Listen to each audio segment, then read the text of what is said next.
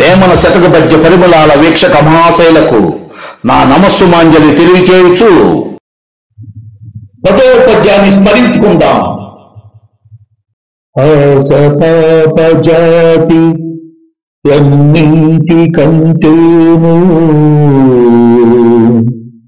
ఆస చేపయతులు మోసపోరే చూచి విడుచువారే శుద్ధాత్ములెందైనా విశ్వదాభిరామ వినురవేమా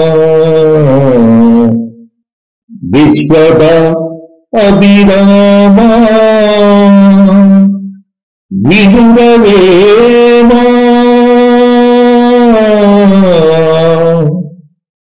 అర్థము: ఓ వేమ, అన్నింటిలోనూ ఆట చాలా చెడ్డది. ఆ ఆటతోనే పూర్వ మునులెందరో తపములు పాడు చేసుకునేది. అన్ని చూచి వాటి యందు నిలుత్తులై పరిధించువారే మహాత్ములు. పరిత్యాగము చేతనే ఎవరైనా మోక్షము పొందగలరు అని భావము. 11వ పద్యాన్ని స్మరించుకుందాం. ఎందుకైన దాని ఏదాది తెలిపినా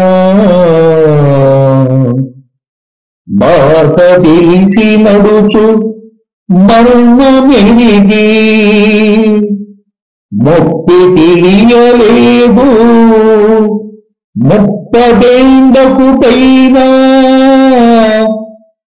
విశ్వదాభిరామ వినురవేమా విశ్వద అభిరామ వినురవేమా. అర్థము: ఓ వేమ, జ్ఞానము లేని ఎందుకైనను 1 సంవత్సరం పాటు శిక్షణ ఇచ్చినచో అది భావములను గ్రహించి నడుచుకును. మూర్ఖుడు 30 సంవత్సరములు శిక్షణ పొందిన మనసు తెలుసుకొని ప్రవర్తించలేదు అని భావము. 12వ పద్యాన్ని స్మరించుకుందాం. ఎదుకతోడు తెచ్చి ఏడాది ఉతికినా నలుపు నలుపే కాని తెలుపు రాదు కొయ్య బొమ్మ తెచ్చి కొట్టిన తెలుగునా విశ్వదాభిరామ వినురవేమా విశ్వద అభిరామ వినురవేమా. అర్థము: ఓ వేమ, ఎలుక తోలును తెచ్చి 1 సంవత్సరం పాటు ఉతికినను అది తెల్లబడదు. ప్రాణం లేని కొయ్య బొమ్మను తీసుకువచ్చి ఎంత కొట్టినను పలకదు. సహజ సిద్ధమైన స్వభావం మారదు అని భావము. 13వ పద్యాన్ని స్మరించుకుందాం. ఎన్ని చోట్ల తిరిగి ఏ పాటు పడినను అంతరీయక శని వెంట తిరుగు భూమి కొత్తదైనా మోక్షము కొత్తలా విశ్వదాభిరామ వినురవేమా విశ్వద అభిరామ వినురవేమా. అర్థము: ఓ వేమ, ఎన్ని చోట్ల తిరిగినను ఎంత శ్రమ పడినను ఏలిన నాటి శని పట్టినప్పుడు ఏమీ అనుభవించలేక మన వెంటనే తిరుగుచుండను.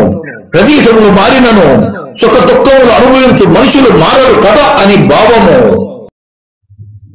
14వ పద్యాన్ని స్మరించుకుందాం.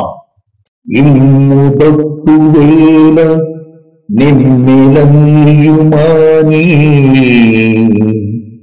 కాలమొక్క రీతి గడపవలయు విజయుడిమ్ము తప్పి విరతుని గొల్లడా విశ్వదాభిరామ వినురవేమా విశ్వద అభిరామ వినురవేమా. అర్థము ఓ వేమ, సమయము అనుకూలముగా లేనప్పుడు ఎంత వారైనను ఆడంబరములు మాని ఏదో ఒక విధంగా కాలం గడపవలేను, లేనిచో కష్టముల పాలగుదురు.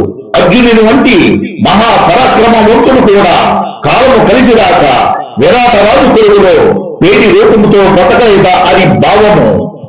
వేమన శతకపద్య పరిమళాలను వీక్షించిన వీక్షక మహాశయులకు మరొక్కసారి నా నమస్సుమంజలి తెలియజేయచ్చు ధన్యవాదాలు తెలియజేసుకుంటున్నాను.